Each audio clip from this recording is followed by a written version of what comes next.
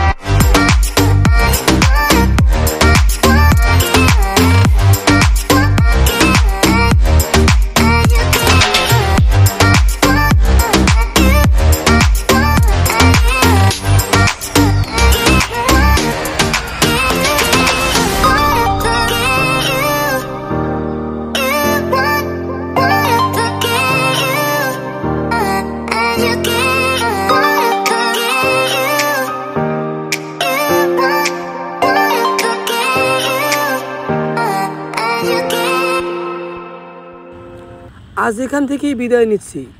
দেখা হবে আপনাদের সাথে অন্য কোনো দিন, অন্য কোনো সুন্দর জায়গায়। ততদিন ভালো থাকবেন, সুস্থ থাকবেন, আর অবশ্যই সাবস্ক্রাইব করতে ভুলবেন না।